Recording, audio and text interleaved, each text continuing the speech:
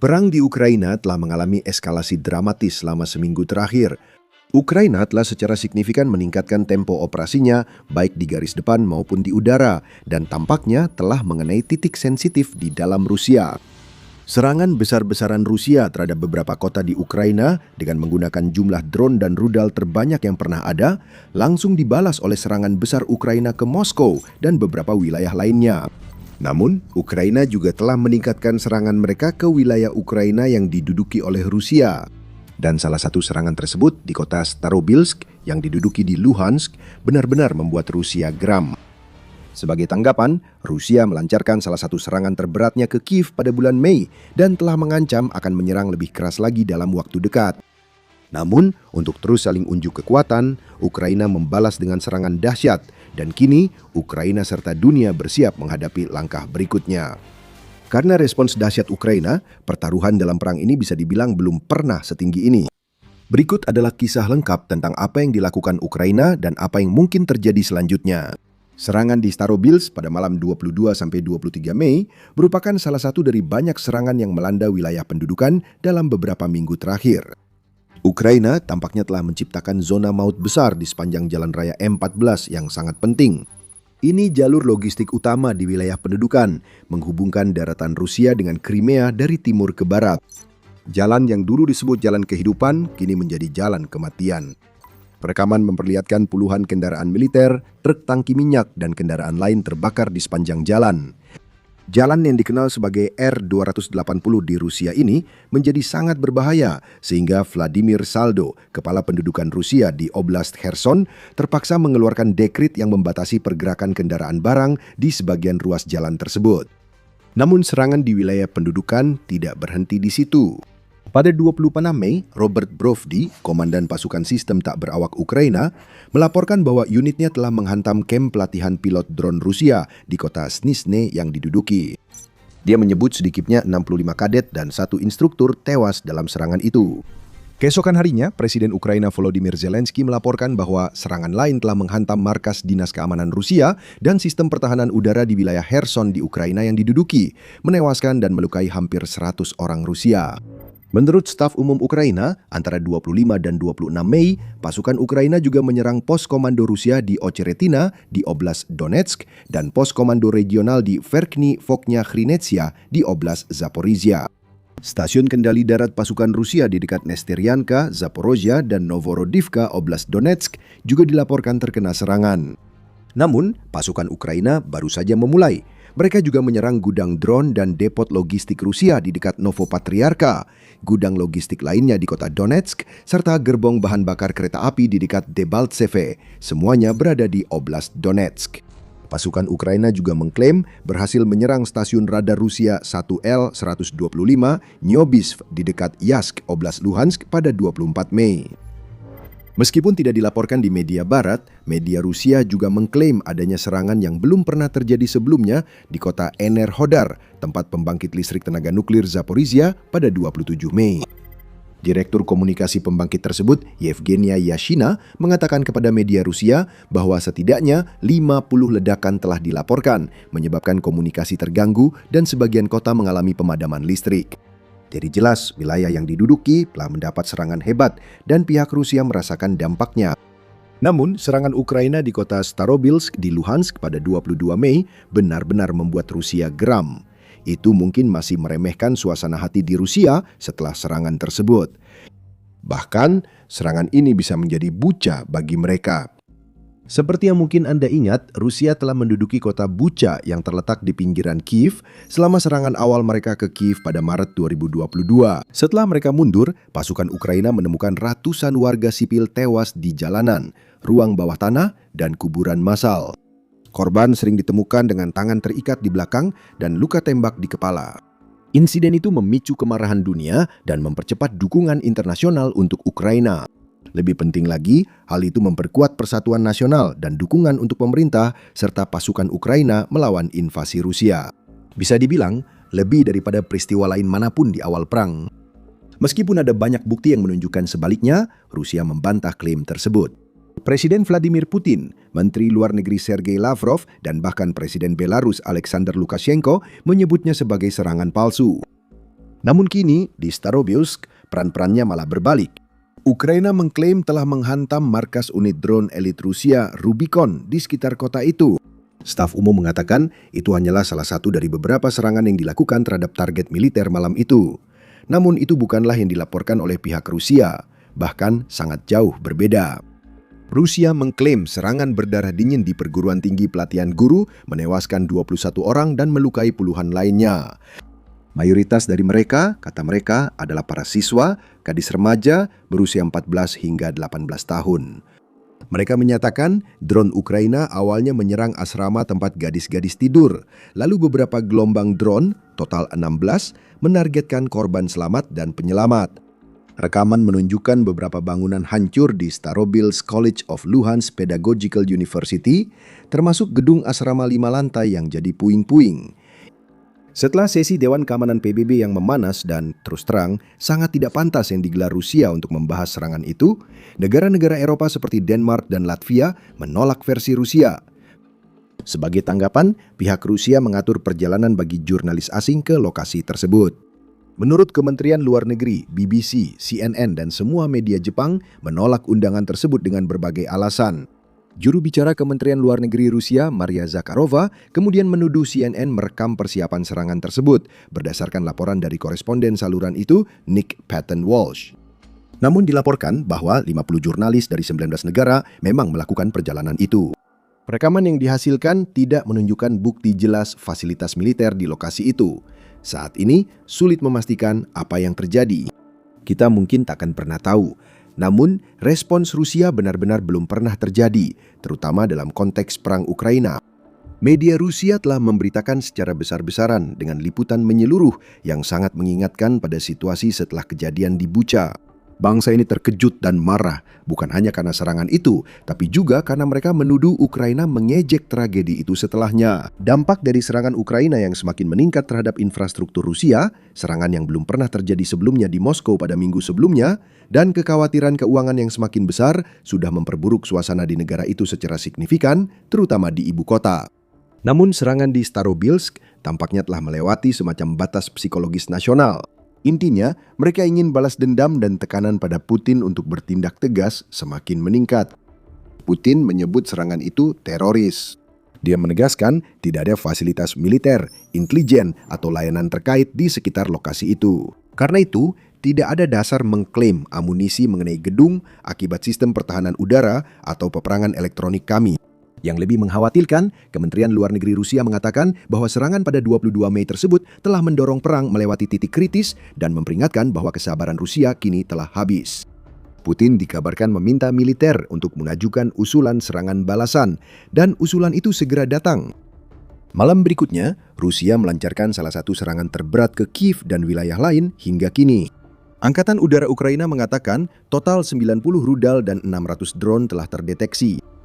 Mereka mengatakan bahwa data awal menunjukkan 55 rudal balistik dan jelajah serta 549 drone berhasil ditembak jatuh atau dicegat, sementara 19 rudal kemungkinan tidak mencapai targetnya.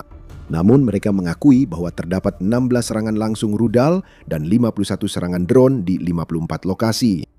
Juru bicara Angkatan Udara Ukraina, Yuri Ignat, tampaknya membantah tingkat pencegatan itu. Kami benar-benar mengalami serangan serius. 90 rudal, 600 drone, hampir semuanya di ibu kota. Jadi ini benar-benar masalah, katanya. Rekaman yang beredar menunjukkan sedikit bukti aktivitas pertahanan udara di atas kota saat serangan. Namun, pertahanan udara bisa lebih efektif di wilayah lain yang diserang. Cherkasy, Kharkiv, Odessa, Poltava, Sumy, dan Zhytomyr. Rusia tampaknya telah melakukan setidaknya satu serangan dengan Oreshnik yang banyak dibicarakan sebagai dugaan senjata super Rusia. Zelensky mengonfirmasi bukti dari rekaman geolokasi yang beredar bahwa Oreshnik menghantam kota Bilyasivka di wilayah Kiev. Berbagai klip serangan tersebut bermunculan, dengan salah satunya secara menarik berhasil digeolokasi ke kota Donetsk, bukan ke lokasi yang sebelumnya disebutkan. Berdasarkan rekaman itu, serangan kedua diduga terjadi di utara Donetsk, di jalur yang melewati Donetsk dan Oblast Kharkiv Timur menuju Belgorod, Rusia. Laporan lain menyebut Oreshnik kedua telah ditembakkan namun gagal dan jatuh di wilayah Rusia atau wilayah pendudukan. Wawasan seperti ini tidak Anda temukan di saluran militer YouTube biasa. Jika Anda ingin mendapatkan informasi harian tentang berita-berita terpenting dan alasan mengapa itu penting, klik tombol subscribe. Belum jelas apa yang dihantam Rusia di Bilyasivka dan apakah itu target yang dimaksud. Ada lapangan udara di dekat lokasi dampak dan zona industri yang mungkin memiliki fasilitas militer. Namun mereka justru menghantam fasilitas pertanian dan industri sipil serta hanya menyebabkan kerusakan ringan. Namun penggunaan Oreshnik dikecam keras oleh para pemimpin Eropa. Presiden Prancis Emmanuel Macron mengecam serangan tersebut sebagai tanda jalan buntu dan kebuntuan dari perang agresi Rusia. Kanselir Jerman Friedrich Merz menyebut serangan itu sebagai eskalasi yang ceroboh dan menegaskan bahwa Jerman tetap teguh berada di pihak Ukraina. Kaja Kallas, Kepala Kebijakan Luar Negeri Uni Eropa, menyebut ini taktik menakut-nakuti politik dan permainan berbahaya dengan senjata nuklir. Oreshnik awalnya dirancang sebagai senjata nuklir, namun muatannya berupa 6 rudal dengan 6 submunisi, masing-masing hanya dapat digunakan sebagai senjata kinetik tanpa hulu ledak. Putin mengklaim bahan khusus yang digunakan bisa terbakar hampir sepanas permukaan matahari, sehingga rudal tersebut mampu menembus struktur yang diperkuat. Serangan di Bilyasivka tidak memakai nuklir. Tidak ada awan jamur atau radiasi, namun ancaman nuklir yang disampaikan Kallas sangat jelas. Rusia menyampaikan bahwa serangan Oreshnik berikutnya mungkin akan membawa hulu ledak nuklir. Sampai saat ini, belum ada bukti Ukraina atau pihak lain punya pertahanan udara yang mampu menghentikannya. Namun Oreshnik bukan satu-satunya rudal yang dipakai saat serangan itu. Menurut Kementerian Pertahanan Rusia, serangan itu dilakukan menggunakan rudal Oreshnik, Iskander, Kinzhal, dan Zirkon, serta rudal jelajah berbasis udara, laut, dan darat, serta drone serang. Mereka mengklaim telah menyerang pos komando utama pasukan darat Ukraina, pos komando Direktorat Intelijen Utama Kementerian Pertahanan, pos komando lain, dan infrastruktur militer yang tidak dirinci. Seperti biasa, mereka juga mengklaim tidak ada objek sipil yang menjadi sasaran, namun bukti-bukti menunjukkan sebaliknya. Dilaporkan gedung tempat tinggal, pusat perbelanjaan, dan gedung layanan darurat juga diserang. Zelensky mengatakan 4 orang tewas dan 100 orang terluka secara keseluruhan. Sebuah fasilitas pasokan air juga diserang dan Museum Chernobyl di Kiev telah hancur total. Menteri Dalam Negeri Ukraina Ihor Klimenko menyebut serangan ke museum itu sebagai serangan sengaja terhadap sejarah, ingatan, dan kebenaran. Wali kota Kiev Vitali Klitschko sebelumnya melaporkan 1 orang tewas setelah gedung apartemen 9 lantai di distrik Shevchenko Pusat terkena serangan dan lantai atas terbakar. Di distrik yang sama, serangan dekat tempat perlindungan dari serangan udara di sebuah sekolah menutup pintu masuk dengan puing, membuat beberapa orang terjebak di dalam. Semua distrik di Kiev dilaporkan rusak. Menariknya, satu-satunya infrastruktur militer yang dikonfirmasi terkena serangan oleh otoritas Ukraina adalah gedung komando pasukan darat Ukraina. Namun, menurut seorang penasihat terkenal Kementerian Pertahanan Ukraina, Sergei Flesh Beskresnov, fasilitas tersebut sudah tidak digunakan sejak awal perang. Dia membenarkan pabrik Lukinovka yang sudah rusak akibat penembakan sebelumnya kembali diserang. Akhirnya, tidak jelas apa yang dicapai Rusia selain membuat Kiev tampak seperti pusat kiamat saat matahari terbit. Apakah Ukraina hanya diam menghadapi serangan itu? Tentu tidak. Pembalasan berlangsung cepat, menghancurkan, dan tanpa henti. Pada dini hari tanggal 27 Mei, Ukraina menyerang pabrik perbaikan pesawat militer di Taganrog, wilayah Rostov. Gubernur Yuri Sleuzar menyatakan pertahanan udara menembak jatuh rudal di atas kota. Puing-puingnya melukai 2 wanita, 1 luka parah. Namun rekaman yang dianalisis media Rusia Astra menunjukkan serangan itu menghantam area dekat pabrik perbaikan pesawat 325, fasilitas yang memperbaiki pesawat militer Rusia, termasuk pesawat angkut AN-12 dan IL-76, pembom Su-24, jet serang Su-25, serta helikopter Mi-8 dan Mi-24. Fasilitas itu telah disanksi Uni Eropa, Amerika Serikat, dan Ukraina karena mendukung perang Rusia. Di utara, ledakan rudal Ukraina mengguncang area sekitar pangkalan udara Baltimore di Voronezh, markas pembom Su-34 yang sering dipakai Rusia menyerang Ukraina. Gubernur Voronezh, Alexander Gushev, menyatakan 2 target berkecepatan tinggi berhasil dihancurkan di atas kota. Puing-puingnya merusak bangunan sipil, tapi tidak ada korban jiwa. Xelanova Plus Ukraina mengklaim targetnya adalah rudal jelajah Storm Shadow buatan Inggris-Prancis yang diarahkan ke pangkalan udara itu. Video daring menunjukkan asap hitam tebal membumbung di area itu usai serangan, menandakan hantaman langsung, bukan kerusakan dari puing-puing. Pada malam yang sama, pasukan Ukraina kembali menyerang kota Tuapse di Krasnodar Krai yang tengah konflik. Ini setidaknya merupakan kali kelima kota yang sangat strategis ini diserang hanya selama musim semi tahun 2026 saja. Kota ini punya kilang minyak penting dan terminal laut untuk mengekspor produk kilang ke kapal-kapal. Serangan sebelumnya pada tanggal 1 Mei sempat mengubah kota ini menjadi neraka yang tak layak huni, lengkap dengan udara yang begitu tebal oleh asap sehingga bernapas pun menjadi berbahaya dan beracun. Hujan hitam berminyak turun dan tumpahan minyak besar belum sepenuhnya dibersihkan meski hampir sebulan berlalu. Serangan terbaru tampaknya menargetkan terminal minyak laut dan kilang, memicu kebakaran besar. Markas Operasional Krai Krasnodar menyebut kerusakan itu akibat jatuhnya puing drone seperti yang diduga. Seringkali, seperti di Taganrog dan Voronezh, itu hanyalah istilah halus untuk hantaman langsung. Terakhir, Crimea yang diduduki juga kembali diserang, seperti yang sering terjadi. Gubernur Sevastopol Mikhail Razvozayev melaporkan bahwa drone Ukraina dan rudal Storm Shadow menyerang kota itu semalaman. Salah satu rudal mengenai gedung Direktorat Selatan Bank Sentral Rusia. Serangan itu menyebabkan kebakaran di atap dan merusak jendela serta balkon gedung sekitar tanpa korban jiwa menurut pejabat setempat. Kementerian Pertahanan Rusia mengklaim pertahanan udaranya mencegat dan menghancurkan 140 drone Ukraina di 7 wilayah Rusia dan Crimea sepanjang malam, tanpa menyebutkan serangan rudal. Ukraina dan dunia bersiap menghadapi langkah selanjutnya, sementara negara itu jelas sedang merencanakan serangan berikutnya. Pada Senin, sebelum serangan balasan Ukraina, Kementerian Luar Negeri Rusia menyatakan angkatan bersenjatanya akan memulai serangan sistematis terhadap fasilitas industri militer Ukraina di Kiev dan pusat pengambilan keputusan. Mereka mendesak warga asing dan staf diplomatik segera mengevakuasi kota, serta meminta penduduk menjauhi area militer dan administratif. Amerika Serikat pun tak bisa menghindari dampaknya. Tak lama setelah peringatan itu, Menteri Luar Negeri Rusia Sergei Lavrov menelpon Menteri Luar Negeri Marco Rubio dan menegaskan Washington harus mengevakuasi diplomat dari Kedutaan Besar Amerika di Kiev. Namun peringatannya sebagian besar diabaikan. Rabu, Kaja Kallas menyatakan diplomat Uni Eropa tidak akan pergi. Ia menyebut hanya Amerika Serikat yang mulai mengosongkan kedutaan, namun Amerika Serikat segera membantah klaim itu. Kedutaan Besar ISS tetap beroperasi, tidak ada perubahan. Laporan yang mengatakan sebaliknya salah menurut posting di X. Ini pernyataan memalukan terbaru dari Kaja Kallas yang mendapat semakin banyak kritik dari media dan analis.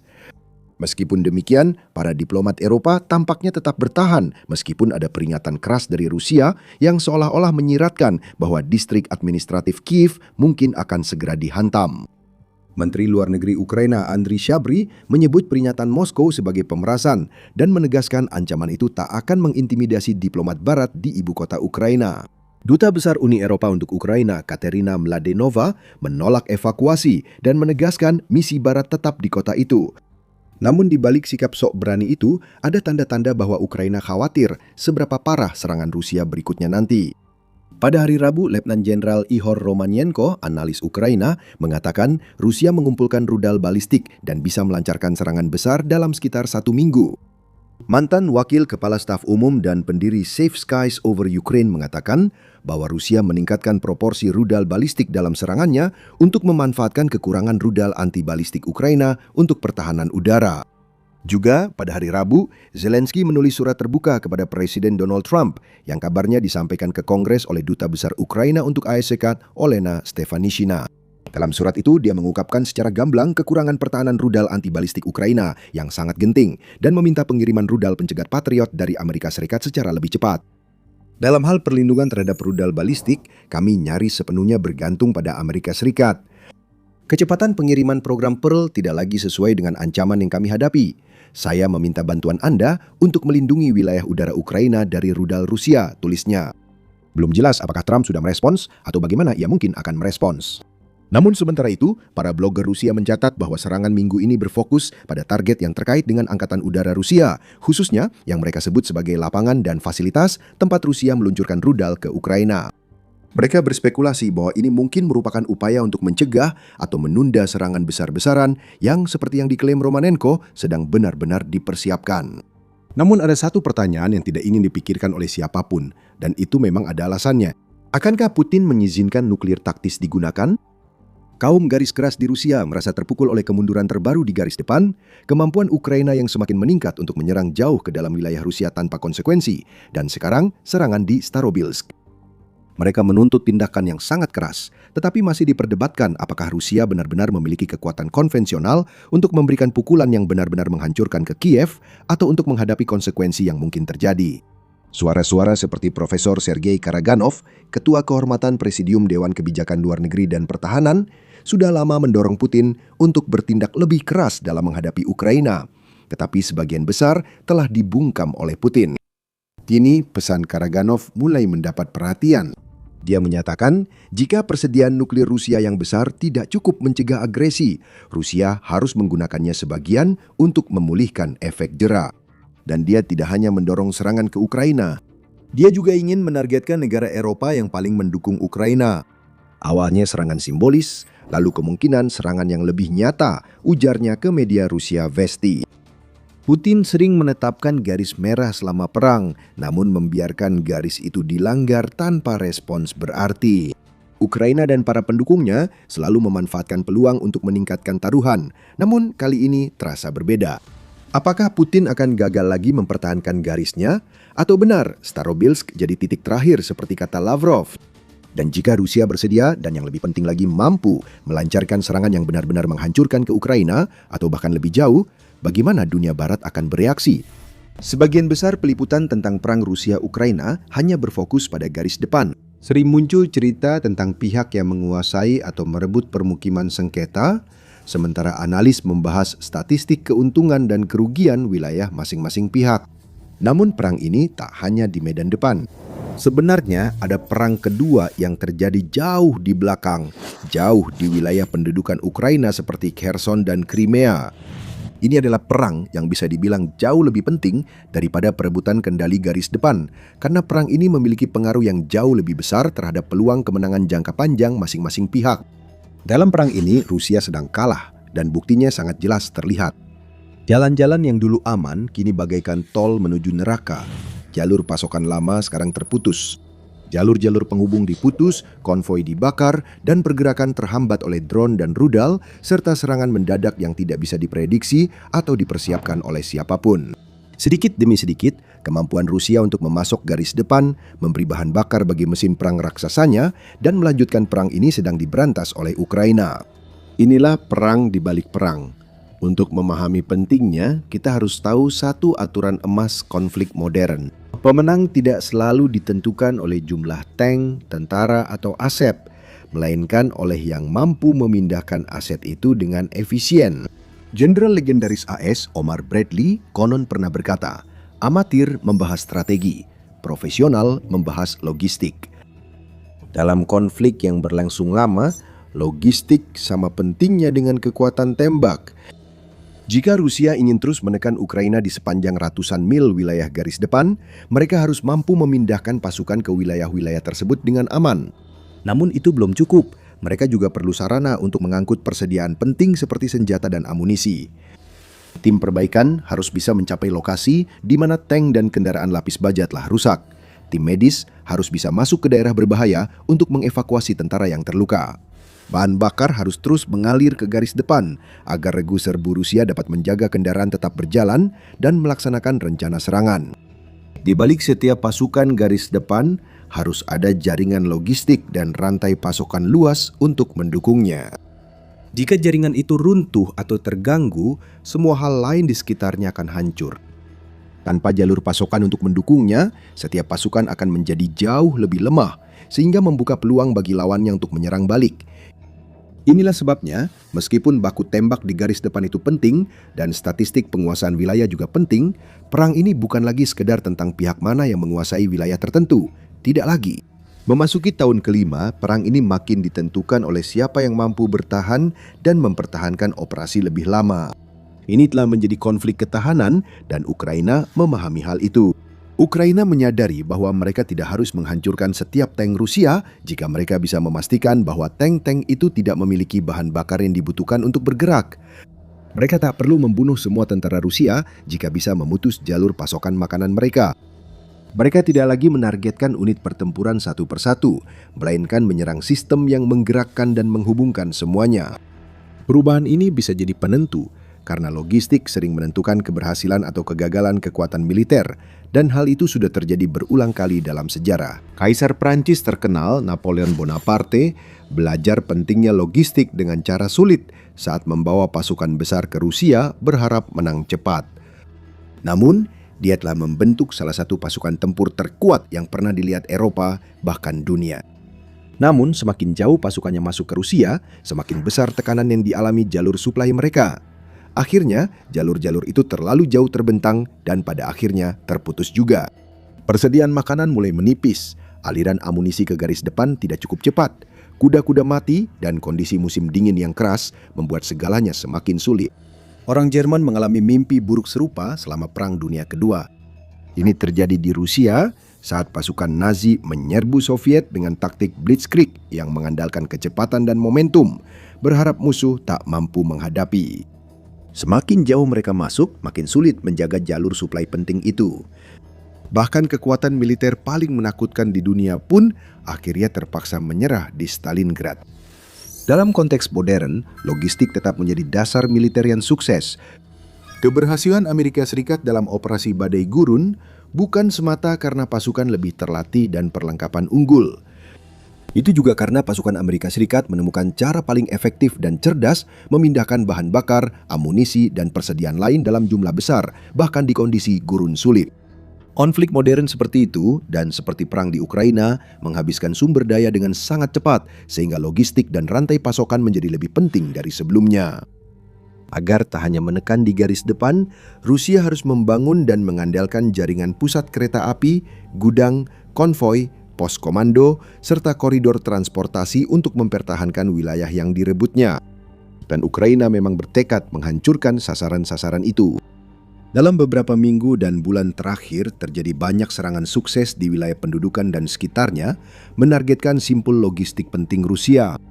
Gudang amunisi telah dibakar, simpul kereta api telah dihancurkan.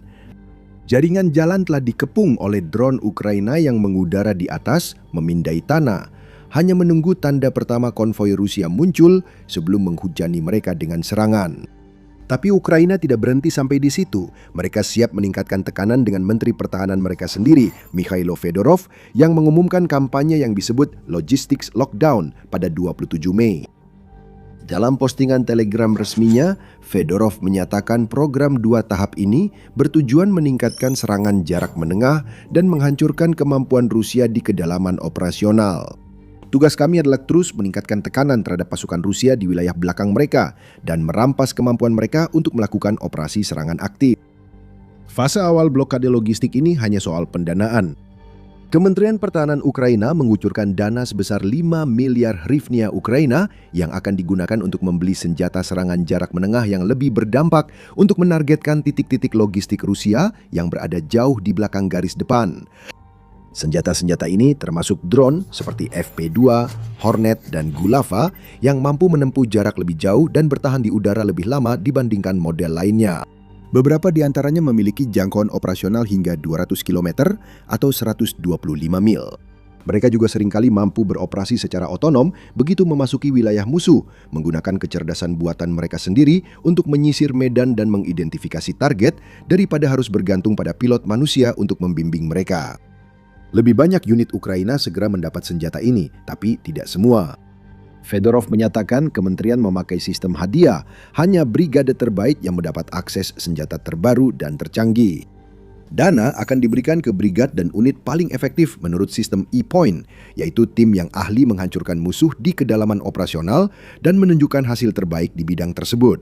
Unit pertama sudah menerima dana dan pengadaan langsung dimulai. Ini adalah keputusan yang logis. Senjata serangan jarak menengah lebih mahal untuk dibuat dibandingkan drone FPV yang lebih murah. Dan Ukraina tidak memiliki pasokan dana yang tak terbatas untuk digunakan. Mereka selalu beroperasi dengan cara yang penuh akal, menggunakan aset yang tersedia dengan hati-hati dan penuh pertimbangan untuk memastikan tidak ada yang terbuang sia-sia. Karena itu, tidak logis senjata ini diberikan ke unit yang belum tentu bisa memanfaatkannya maksimal.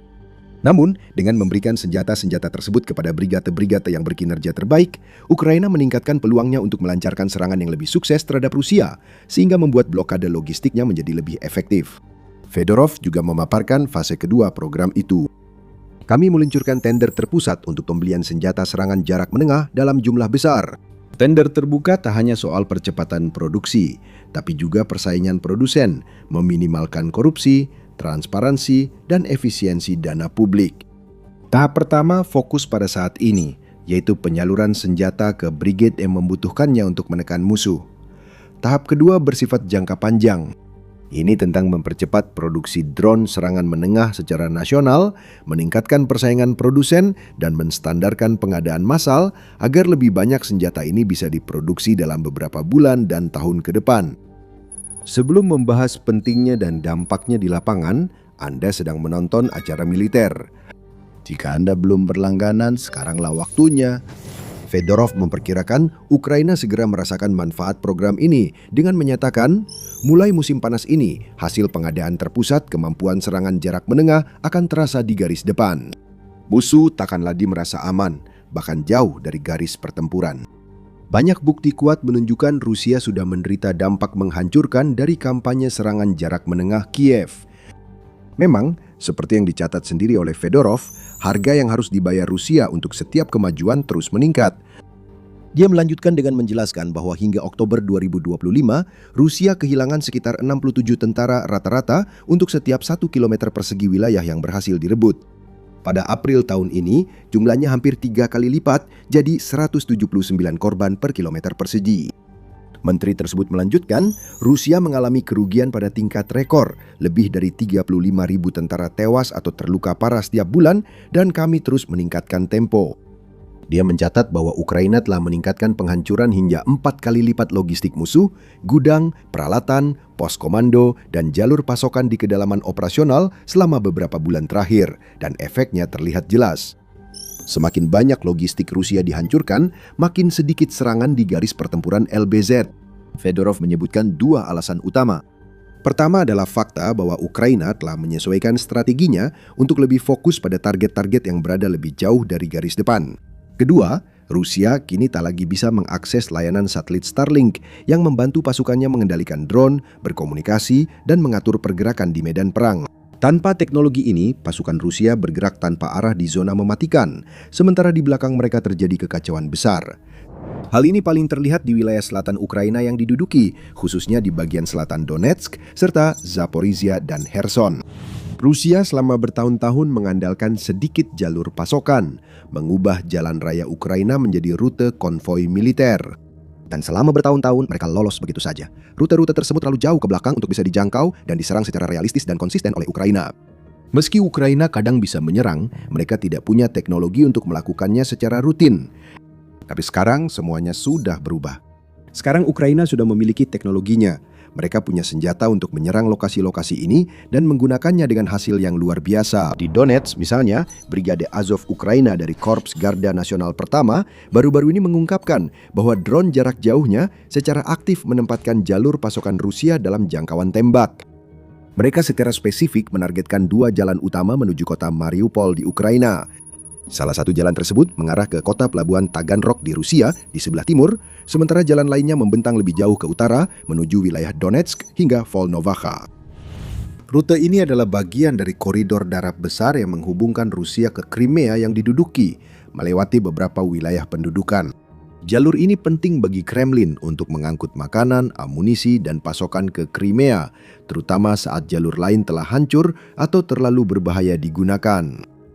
Brigade Azov merilis rekaman 25 Mei yang memperlihatkan drone mereka memindai lalu lintas di jalan raya, memilih kendaraan militer Rusia, dan menyerang target dengan mudah. Dalam keterangannya, Azov menyebut mereka berpatroli di perbatasan sekitar Mariupol. Wilayah Ukraina harus bebas dari pasukan Rusia. Cara terbaik mencapainya adalah memindahkan zona penyangga logistik musuh lebih dekat ke Rusia dan Crimea yang diduduki. Unit itu menyimpulkan, tak ada lagi wilayah Laut Azov yang aman bagi penjajah. Jika bukti ini jadi acuan, mereka memang tepat. Semakin banyak drone Ukraina berpatroli, Rusia mungkin segera terlalu beresiko menggunakan jalur ini. Ini membuat Kremlin tak punya pilihan untuk mengirim pasokan ke Crimea yang kini juga dikepung karena drone dan rudal Ukraina merusak pertahanan udara dan instalasi militer di wilayah itu. Ini terjadi tak hanya di Donetsk, tetapi juga wilayah pendudukan lain. Sekitar waktu yang sama, saat Azov membagikan pengawasannya atas jalan raya menuju Mariupol, brigade Ukraina lainnya, yaitu Brigade 412 atau Brigade Nemesis, juga mengungkapkan bahwa pejabat Rusia sebenarnya telah memutuskan untuk menutup salah satu jalur logistik utama mereka yang melintasi wilayah selatan Ukraina. Jalan raya R280 yang disebut Kremlin sebagai jalur Novorossiya melintasi kota-kota yang diduduki seperti Mariupol, Melitopol di Zaporizhia, dan Simferopol di Crimea. Ini adalah bagian terakhir koridor darat Crimea dan bagian terpenting logistik Kremlin, karena tidak ada jalur alternatif bagi Rusia memindahkan pasokan dari titik A ke B. Pasukan Kremlin makin bergantung pada jalur ini untuk mengirim perlengkapan militer dan pasokan ke barat. Itu terjadi hingga Brigade Nemesis datang dan meluncurkan drone serang rahasia baru yang belum pernah terlihat publik, terbukti sangat efektif di belakang garis musuh, menghancurkan puluhan truk serta truk tangki bahan bakar Rusia. Di Telegram, Nemesis menulis, besarnya kerugian memaksa komando Rusia dan otoritas pendudukan membatasi pergerakan peralatan berat di sepanjang jalan raya Novorossiya. Usaha musuh memakai jalan tanah dan setapak sebagai jalur alternatif terbukti sia-sia. Drone Ukraina sukses mendeteksi dan mengeliminasi target di berbagai medan. Ini terkait gambar dan rekaman yang baru-baru ini beredar di media sosial memperlihatkan jalan utama keluar dari Mariupol dipenuhi dengan sisa-sisa kendaraan militer yang hangus terbakar dan rangka tank yang masih berasap. Membuktikan tanpa keraguan sedikit pun bahwa jalur-jalur ini tidak lagi menjadi tempat yang aman bagi orang-orang Rusia. Seperti yang dicatat oleh Nemesis Post, meskipun Rusia telah mencoba menggunakan jalur tanah alternatif dan rute off-road untuk menjaga pasokan tetap berjalan, drone-drone Ukraina sama sekali tidak kesulitan untuk mencari dan menghancurkan mereka dimanapun mereka berada. Secara logis, Rusia seharusnya bisa bertindak atas semua ini. Mereka mengklaim sebagai militer terbaik kedua di dunia dan membanggakan pertahanan udara canggih. Setiap tahun mereka menginvestasikan miliaran dolar ke angkatan bersenjata. Namun, jalur suplai yang mereka klaim kuasai justru cepat berubah jadi kuburan kendaraan. Bahkan ketika nasionalis garis keras Rusia dan blogger Z menyerukan Kremlin untuk bertindak dan memasang jaring atau langkah anti-drone lainnya di sepanjang jalan-jalan ini tetap digempur dari udara. Kemungkinan besar ini karena Ukraina tak hanya menyerang jalurnya, tapi juga pertahanan di sekitarnya. Kyle Glenn, peneliti di Pusat Ketahanan Informasi, menyatakan terjadi peningkatan 300% serangan Ukraina ke pertahanan udara dan aset peperangan elektronik Rusia pada Maret dan April tahun ini, dengan sekitar 80 sistem jadi target. Banyak diantaranya mahal dan sulit diganti. Setiap kali Rusia kehilangan sistem pertahanan, Ukraina makin mudah menyerang, bahkan lebih keras. Menurut Glenn, risiko bagi Rusia adalah hilangnya sistem pertahanan udara secara kolektif dapat memicu kegagalan berantai, karena setiap kerugian membuat serangan drone Ukraina berikutnya lebih efektif. Dan ini tidak akan berhenti. Presiden Ukraina Volodymyr Zelensky menegaskan hal itu pada 5 Mei menulis di X. Jumlah serangan jarak menengah juga meningkat secara signifikan.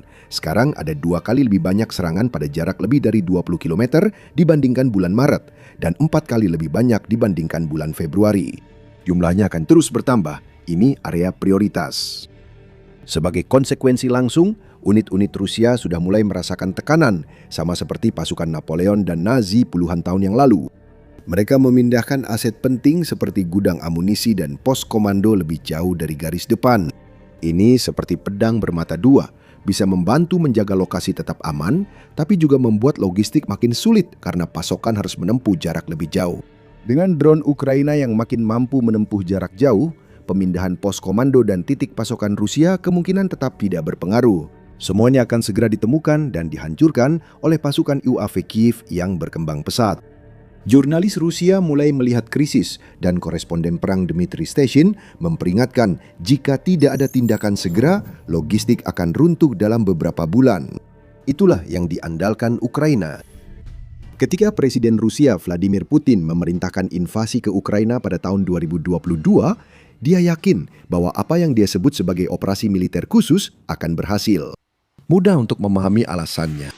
Putin memiliki tentara lebih besar, ekonomi lebih kuat, serta pasokan tentara dan perlengkapan militer yang tampak tak ada habisnya untuk menyelesaikan tugas itu. Namun seiring perang yang terus berkecamuk dari tahun ke tahun, sumber daya Kremlin mulai menipis. Tank dan kendaraan infanteri dihancurkan. Armada menyusut, pertahanan melemah. Dan sekarang, akhirnya, Putin mulai kehabisan mungkin sumber daya militer yang paling vital dari semuanya, yaitu manusia. Dan tanpa orang-orang yang bersedia mengenakan helm, mengikat sepatu buat mereka, dan maju ke zona maut garis depan yang menakutkan, mempertaruhkan nyawa mereka demi kejayaan tanah air, Rusia tidak punya peluang sama sekali untuk memenangkan perang ini. Putin tidak pernah menduga hal ini akan terjadi. Ketika perang dimulai, Rusia memiliki salah satu tentara terbesar di dunia dengan perkiraan 900.000 personel aktif dan ratusan ribu personel paramiliter cadangan. Sebaliknya, tentara Ukraina memiliki kurang dari 200.000 pasukan. Sejarah menunjukkan pasukan penyerang biasanya mengalami korban lebih banyak daripada yang bertahan, sehingga komandan Rusia kemungkinan sudah memperkirakan kerugian. Namun mereka tak pernah membayangkan banyaknya korban di pihak tentara mereka. Saat Ukraina melawan segala kemungkinan dan menunjukkan ketahanan luar biasa, kerugian Rusia meningkat. Pada tahap awal perang, Kremlin menderita beberapa ribu korban setiap bulannya. Pada tahun 2023, angka itu meningkat menjadi sekitar 15 hingga 20 ribu. Pada tahun 2024, angka itu menembus 30 ribu, bahkan sempat melampaui 40 ribu menjelang akhir tahun. Tahun 2025 juga mengalami kerugian yang sama parahnya dengan rata-rata sekitar 30 ribu per bulan, dan itu terus berlanjut hingga tahun 2026. Untuk memberikan gambaran tentang angka tersebut, selama Perang Soviet-Afghanistan yang berlangsung dari tahun 1979 hingga 1989, Soviet kehilangan antara 15 hingga 20 ribu tentara secara total selama hampir satu dekade. Sekarang Rusia kehilangan lebih banyak setiap bulan. Secara total, diperkirakan telah mengalami lebih dari 1,3 juta korban dengan sekitar 500 ribu tewas dan hampir 1 juta lainnya terluka. Angka itu lebih dari 5 kali lipat jumlah kerugian total negara tersebut dari semua perang Rusia dan Soviet sejak Perang Dunia II digabungkan, termasuk Perang Afghanistan dan 2 perang Chechnya. Menurut Pusat Studi Strategis dan Internasional, Rusia mengalami kerugian lebih besar daripada kekuatan besar manapun dalam perang apapun sejak Perang Dunia II. Fakta paling mencengangkan adalah kerugian besar ini masih dianggap bisa ditanggung oleh Putin dan kroni-kroninya di Kremlin pada beberapa tahun pertama konflik. Tidak masalah bahwa puluhan ribu tentara Rusia dipulangkan dalam kantong jenazah. Tidak masalah bahwa saudara, anak laki-laki, suami, dan ayah dibantai secara massal atau menderita luka yang mengubah hidup mereka. Tidak masalah karena tentara tetap maju meski lambat di banyak wilayah dan selalu ada rekrutan baru yang siap mengisi kembali barisan pasukan. Faktanya, tentara Rusia justru semakin besar selama tahun-tahun awal perang berkat mobilisasi parsial 2022 dan investasi besar dalam perekrutan di tahun-tahun berikutnya. Banyak pria sehat di seluruh negeri sukarela mendaftar bertempur di Ukraina. Sebagian besar dari mereka yakin perang segera usai atau hanya perlu bertugas beberapa bulan sebelum pulang. Banyak yang tertipu dengan berpikir bahwa mereka bisa mendapatkan uang dengan mudah dengan mendaftar, bertugas di tempat yang relatif aman, jauh dari garis depan, lalu pulang untuk menikmati hasil jerih payah mereka. Sementara itu, beberapa orang diperas atau secara efektif dipaksa untuk mendaftar dengan perekrut Rusia menggunakan taktik yang sangat licik, seperti menekan kelompok minoritas etnis dan mengancam akan mendeportasi orang-orang jika mereka menolak menandatangani kontrak. Metodenya sebenarnya kurang penting. Selama cukup banyak tentara baru yang masuk ke dalam tentara untuk menggantikan korban jiwa, maka mesin perang Kremlin bisa terus melancarkan serangannya yang tiada henti ke Ukraina. Namun ini tidak bisa berlangsung selamanya. Bahkan di negara dengan 140 juta orang, hanya ada jumlah terbatas individu yang sehat jasmani yang benar-benar bersedia dan siap untuk bergabung dalam pertempuran. Dan semakin banyak waktu berlalu, semakin banyak pula individu-individu tersebut mulai menyadari bahwa jika mereka mendaftar, kemungkinan besar mereka sama saja menandatangani surat kematian mereka sendiri dalam prosesnya. Jadi perekrutan menjadi semakin menantang dan Rusia menjadi semakin putus asa. Ini melebihi pemerasan dengan mengeluarkan pemerkosa dan pembunuh dari penjara, lalu menawarkan kebebasan jika mereka mau bertugas setahun di garis depan. Mereka mengirim orang-orang dengan penyakit yang melemahkan dan penyakit mematikan ke medan pertempuran. Mereka memulai kampanye pemasaran militer baru yang penuh dengan kebohongan dan propaganda yang ditujukan untuk menipu para pelajar yang sedang kesulitan agar mau pergi berperang, dengan mengatakan bahwa itu akan seperti bermain video game dan menjanjikan bahwa mereka bisa bertugas dengan aman jauh dari garis depan. Mereka mulai mengeluarkan perintah kepada sekolah dan bisnis untuk secara aktif mencari siswa dan karyawan, serta membuat mereka menandatangani kontrak militer.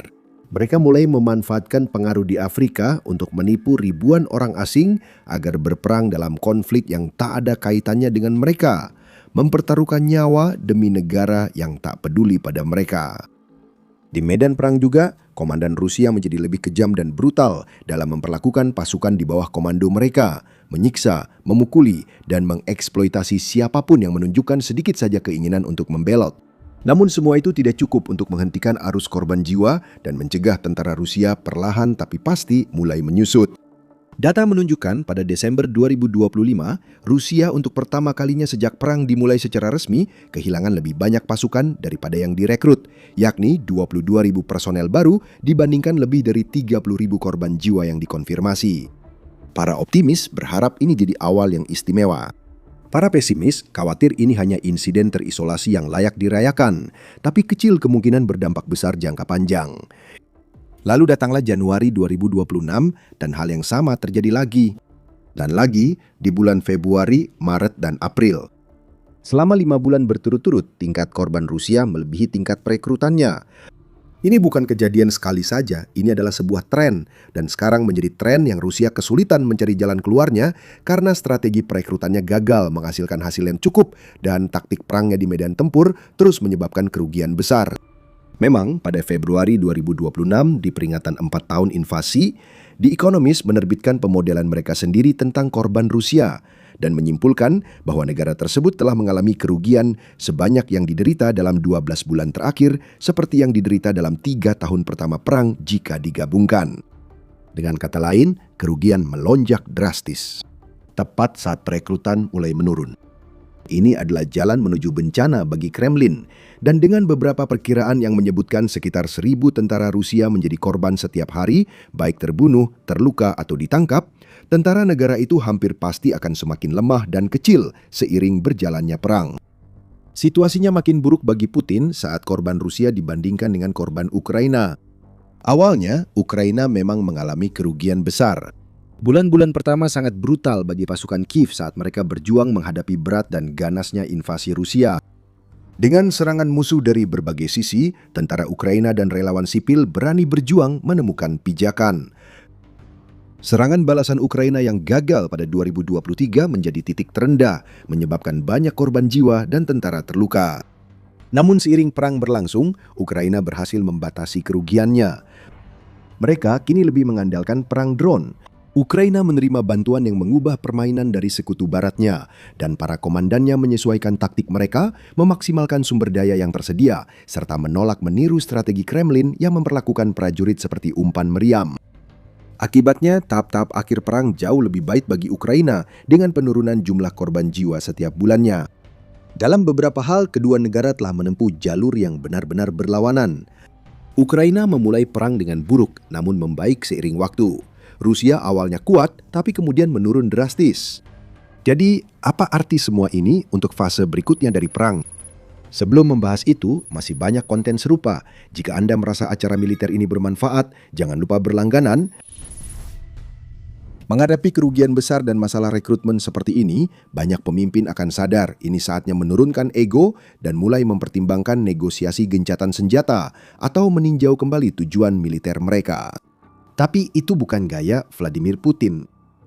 Menurut berbagai laporan dan bahkan pejabat dalam Kremlin yang berbicara kepada jurnalis barat dengan syarat anonim, Presiden Rusia tetap bersikeras untuk merebut Donbas dan melanjutkan perang untuk waktu yang akan datang.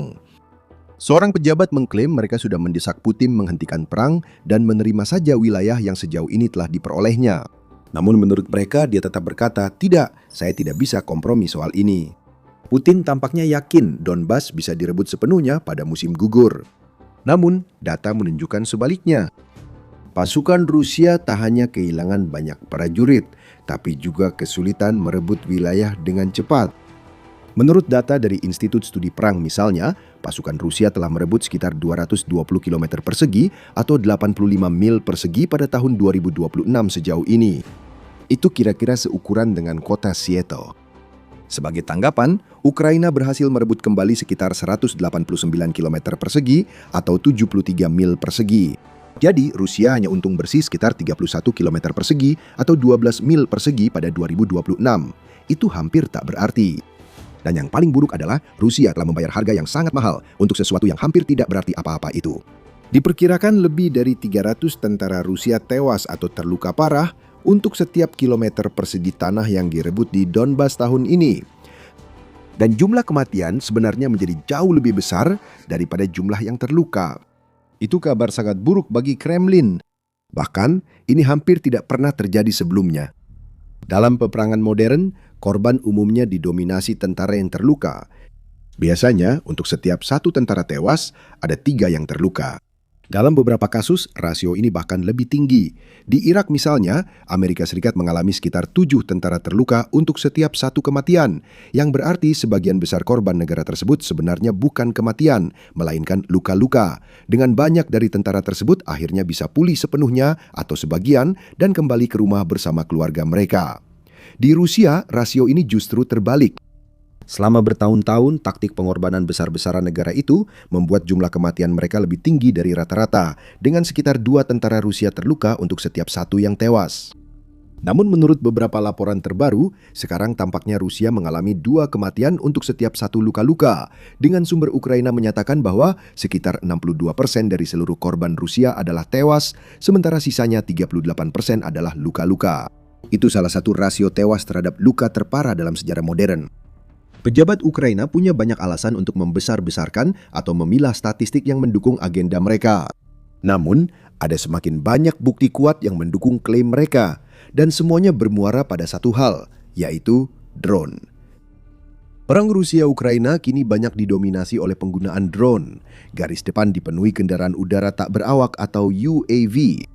Mereka terbang tinggi, memindai tanah, mencari tanda kehidupan, lalu menyerang target musuh dengan presisi dan nyaris tanpa hambatan. Mereka beroperasi tak hanya di garis depan, tapi juga beberapa mil di sekitarnya. Bagi pasukan Rusia, itu seperti melempar koin apakah mereka bisa selamat sampai garis depan atau tidak. Bagi yang berhasil sampai ke sana, lebih banyak drone siap menghabisi mereka. Banyak yang tewas seketika akibat ledakan hebat dari drone kamikaze. Dalam arti tertentu, merekalah yang beruntung. Mereka yang terluka sering terdampar di daerah tak bertuan, perlahan kehabisan darah tanpa bisa dibantu atau dievakuasi. Karena petugas medis Rusia juga harus melewati area berbahaya yang sama dan menghindari kawanan drone, hanya untuk bisa cukup dekat agar dapat memberikan bantuan apapun kepada rekan-rekan mereka yang terluka. Phillips O'Brien, Profesor Studi Strategis dan Kepala Sekolah Hubungan Internasional Universitas St. Andrews, mencatat bahwa jika Ukraina kini membunuh 2 tentara Rusia untuk setiap 1 yang terluka, itu sangat luar biasa dalam peperangan. Menurut saya, itu tidak mustahil karena akurasi drone FPV dan medan perang yang menyulitkan evakuasi tentara terluka. Masalah ini juga tidak hanya terjadi di Rusia. Ukraina juga menghadapi drone musuh di garis depan. Ukraina juga harus memikirkan bagaimana mengevakuasi tentara yang terluka tanpa membahayakan lebih banyak nyawa dalam prosesnya. Berbeda dengan Rusia yang tetap memakai taktik keras kepala dan boros, serta memperlakukan tentaranya seperti daging, Ukraina justru beradaptasi. Ukraina telah menemukan cara yang lebih cerdas dan efektif untuk mengatasi tantangan yang dihadapinya, seperti menggunakan kendaraan darat tanpa awak untuk membantu evakuasi misalnya. Ukraina kini unggul dari Rusia dalam perlombaan drone dengan mengembangkan persenjataan UAV yang lebih beragam dan efektif untuk mengecoh serta mengalahkan lawan. Inilah perbedaan utama dan terpenting antara kedua pihak. Rusia menyadari masalah tapi tak mencari solusi. Mereka hanya mengerahkan lebih banyak prajurit dan berharap masalah selesai. Ukraina selalu mencari solusi atas masalah, tidak pernah puas, dan terus berupaya meningkatkan efisiensi serta meminimalkan kerugian. Artinya, ke depan, tren yang telah kita lihat sejauh ini di tahun 2026 kemungkinan besar akan terus berlanjut. Rusia diperkirakan kehilangan lebih dari 30.000 tentara tiap bulan. Bahkan, para pemimpin militer Ukraina sangat ingin mendorong angka itu menjadi lebih tinggi lagi, hingga 40 atau bahkan 50.000 menjelang akhir tahun. Jika mereka mendekati target itu, ini akan sangat menghancurkan bagi Kremlin. Rusia kemungkinan besar akan terus kesulitan merekrut tentara untuk menyeimbangi korban mereka, dan alasannya jelas. Rakyat Rusia mungkin mudah tertipu di awal perang, namun setelah 4 tahun dan banyak kegagalan, kini banyak yang menyadari kebohongan Kremlin. Mereka tahu bahwa perang ini telah menjadi bencana dan banyak dari mereka tidak ingin terlibat di dalamnya. Bahkan mereka yang mendaftar pun bukanlah yang terbaik dari yang terbaik. Seringkali mereka berasal dari komunitas minoritas etnis yang merasa tertekan untuk bertempur, orang-orang yang sakit, atau memiliki catatan kriminal. Orang-orang dari negara lain yang bahkan tidak bisa berbicara sepatah kata pun dalam bahasa Rusia. Atau mereka yang merasa tak punya pilihan, namun tanpa pengalaman atau pelatihan militer sama sekali. Jadi ketika mereka sampai di Ukraina, sebagian besar dari mereka akan terus mati, bergabung dengan ratusan ribu rekan senegaranya yang sudah gugur sebelum mereka. Akibatnya, tentara Rusia akan semakin kecil dan lemah, dan tidak ada cara bagi Putin untuk menghentikan penurunan itu kecuali dengan semacam mobilisasi massal yang pasti akan disambut dengan kemarahan besar dari masyarakat. Dengan popularitas Putin yang terus menurun, dia benar-benar tidak bisa mengambil risiko menimbulkan kemarahan publik lebih jauh lagi, sehingga dia terjebak di antara dua pilihan sulit tanpa jalan keluar yang jelas. Seiring tentara semakin melemah, kemajuannya kemungkinan besar akan terus mandek dan terhenti di sepanjang garis depan dengan hanya sedikit wilayah yang direbut sebagai ganti ribuan nyawa yang hilang. Hal ini bisa membuka peluang yang dapat dimanfaatkan pasukan Ukraina. Jika musuh melemah, mereka bisa lebih mudah merebut wilayah, mendorong pasukan Rusia mundur, dan menggagalkan harapan Putin menguasai seluruh Donbas tahun ini. Pada saat yang sama, penting untuk dicatat bahwa Ukraina juga memiliki masalahnya sendiri. Menurut Lawrence Friedman, profesor studi perang di King's College London, meski masalah Rusia bertambah, Ukraina juga menghadapi tantangan serius. Yang paling utama di antara masalah-masalah itu adalah ketidakmampuan Kiev yang terus berlanjut untuk merekrut cukup banyak pasukan, sehingga menyebabkan garis depan yang relatif renggang yang sebagian besar dijaga oleh drone. Jadi kedua belah pihak menghadapi tantangan dalam perekrutan, dan jika Ukraina tidak bisa mendapatkan tentara yang dibutuhkan, mereka juga mungkin akan kesulitan untuk meraih kemajuan di garis depan. Namun secara keseluruhan, Rusia kini menghadapi lebih banyak masalah dibanding Ukraina. Kerugiannya sangat besar, kemajuannya lambat, ekonominya sedang krisis, kepemimpinannya sedang kacau, sekutunya telah meninggalkannya. Dan orang yang memimpin semuanya, Putin sendiri, tampaknya semakin tidak terhubung dengan kenyataan. 500.000 rakyat yang sudah tewas, dan dia tampaknya tidak ragu untuk mengorbankan ratusan ribu orang lagi. Pertanyaannya tinggal, sampai kapan rakyat Rusia akan membiarkannya? Pada musim panas tahun 2025, para ahli militer di mana-mana berspekulasi bahwa dalam perangnya dengan Ukraina, Rusia akan segera mampu meluncurkan 1.000 atau lebih drone jarak jauh ke musuhnya setiap malam. Mayor Jenderal Christian Freuding, Kepala Staf Perencanaan dan Komando Kementerian Pertahanan Jerman, Mayor Robert Brovdi, Komandan Pasukan Sistem Tak Berawak Ukraina, dan Institut Studi Perang, semuanya berspekulasi bahwa Rusia bisa mencapai jumlah ini pada bulan November. Namun ancaman itu tidak pernah terwujud. Sebaliknya, yang terjadi justru sebaliknya. Bukan Rusia yang meningkatkan serangan jarak jauh setiap malam, melainkan Ukraina. Dan perhitungan mungkin segera datang bagi Presiden Rusia yang terdesat, Vladimir Putin. Serangan besar-besaran Ukraina ke Moskow dan 13 wilayah lainnya pada 16 dan 17 Mei merupakan salah satu yang terbesar dan paling berdampak terhadap ibu kota Rusia. Bagi banyak warga Rusia, ini membawa perang ke rumah mereka secara belum pernah terjadi. Bagi rezim, ini memicu kepanikan memprediksi apa yang akan terjadi. Ancaman serangan yang bahkan lebih besar dan jauh lebih sering. Inilah bagaimana serangan jarak jauh Presiden Ukraina Volodymyr Zelensky terhadap Moskow telah menyebabkan banyak kegaduhan, dan bagaimana hal itu kemungkinan akan membentuk apa yang terjadi selanjutnya. Pasti memberi kepuasan bagi Freuding dan Brovdi untuk mengetahui bahwa prediksi mereka tentang ribuan drone Rusia yang akan meneror Ukraina setiap malam dalam beberapa bulan ternyata sangat dibesar-besarkan. Rusia mungkin hanya sekali mencapai jumlah itu. Pada malam tanggal 14 dan 15 Mei, Rusia meluncurkan lebih dari 1.560 drone ke Ukraina dengan sebagian besar serangan terjadi pada malam 14 Mei. Jumlah drone serangan setiap malam memang meningkat sejak Januari, tetapi belum pernah mendekati angka 1.000 per malam. Rata-rata 143 drone diluncurkan pada bulan itu, diikuti rata-rata 180 pada bulan Februari, 197 pada bulan Maret, dan 240 pada bulan April. Rata-rata harian tampaknya akan turun menjadi sekitar 185 selama bulan Mei, dengan Rusia sepertinya kini menimbun drone. Untuk serangan massal yang lebih jarang, bukan setiap malam melakukan serangan besar-besaran. Tapi itu sangat jauh dari prediksi awal. Apalagi di sisi lain, serangan jarak jauh Ukraina justru meningkat pesat. Kini, bukan Ukraina lagi yang khawatir soal kemungkinan serangan rutin 1.000 drone, melainkan Rusia.